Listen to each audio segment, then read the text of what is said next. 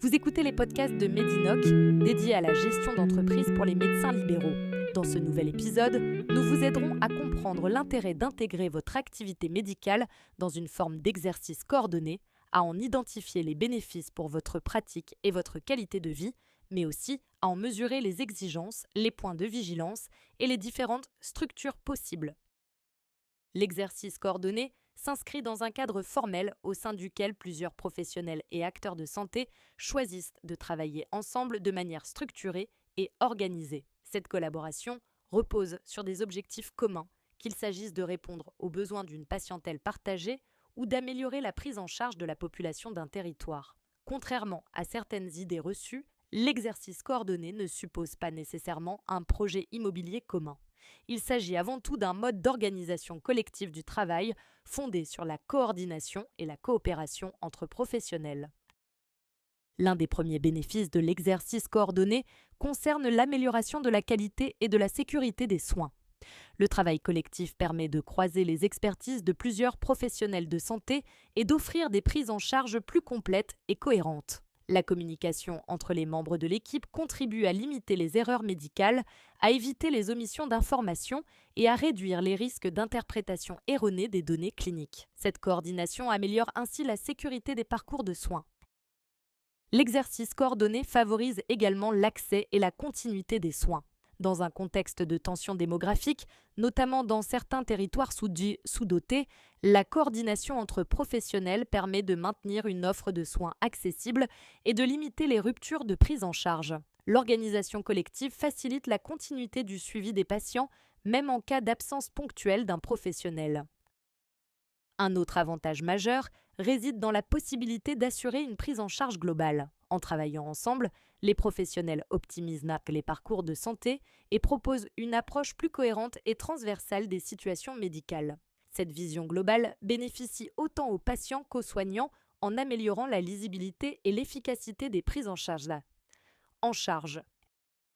L'exercice coordonné permet également de mutualiser et d'optimiser les ressources. Les moyens matériels, comme les équipements, et humains, notamment le personnel administratif, peuvent être partagés. Cette mutualisation limite les doublons, évite certaines interventions inutiles et favorise une gestion plus efficiente des soins, tant sur le plan médical qu'économique. Elle peut aussi constituer un levier de développement pour les cabinets en facilitant l'accès à des outils ou à des compétences autrement difficiles à mobiliser individuellement. Travailler en équipe favorise par ailleurs le développement de pratiques innovantes. L'interprofessionnalité et les échanges réguliers entre professionnels encouragent l'émergence de nouvelles organisations de soins et de nouvelles pratiques adaptées aux besoins des patients et aux évolutions du système de santé. Sur le plan personnel, l'exercice coordonné peut améliorer la qualité de vie des médecins. Il contribue à une meilleure conciliation entre vie professionnelle et vie personnelle, en répartissant certaines contraintes organisationnelles et en réduisant le sentiment d'isolement. La mise en place de moyens administratifs et informatiques partagés permet également de libérer du temps médical en déléguant certaines tâches non cliniques.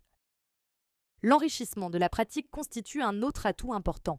Les échanges de connaissances, le partage d'expériences et la confrontation des pratiques renforcent les compétences individuelles et collectives. L'exercice coordonné favorise aussi la création de liens professionnels durables, non seulement entre médecins, mais également avec d'autres acteurs de santé, qu'ils soient sanitaires, médico-sociaux ou sociaux.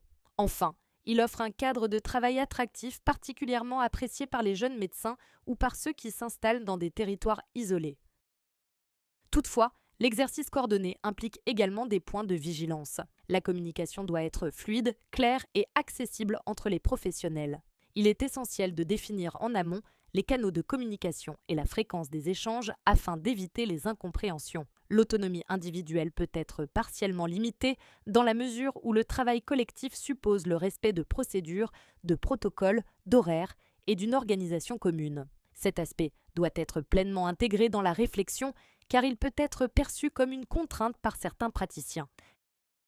Les conflits constituent un autre point de vigilance. Des divergences de pratiques ou de vision de la prise en charge peuvent émerger. Il est donc indispensable de définir une gouvernance claire, des rôles et des responsabilités précis, ainsi que des procédures de décision et de gestion des conflits.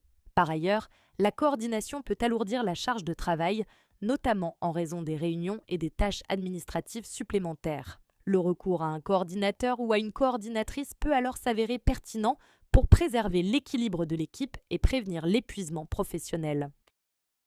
Il existe aujourd'hui plusieurs formes d'exercices coordonnés, chacune répondant à des objectifs et à des contextes spécifiques. Les équipes de soins primaires rassemblent des professionnels de premier recours autour d'une patientèle commune, sans statut juridique particulier, avec des missions centrées sur la coordination, la prévention et la réduction des inégalités de santé.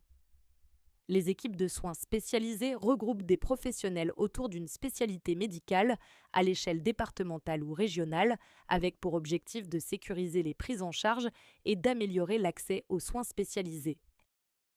Les maisons de santé pluriprofessionnelles réunissent des professionnels de premier et de second recours au sein d'un projet structuré, avec des missions socles clairement définies, un système d'information partagé et des financements spécifiques via les accords conventionnels interprofessionnels.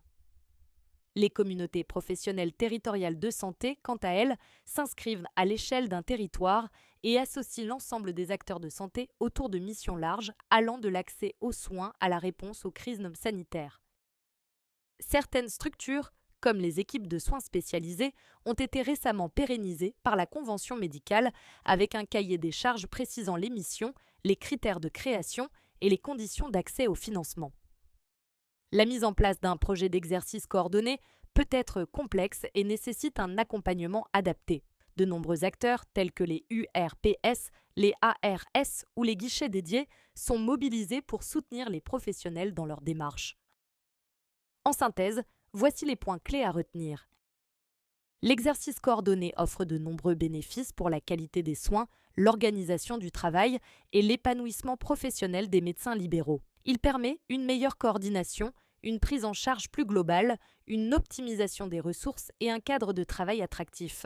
Toutefois, ce mode d'exercice nécessite un engagement réel, une communication efficace et une organisation claire. Le choix de la structure doit être réfléchi en fonction de son projet professionnel et du contexte territorial.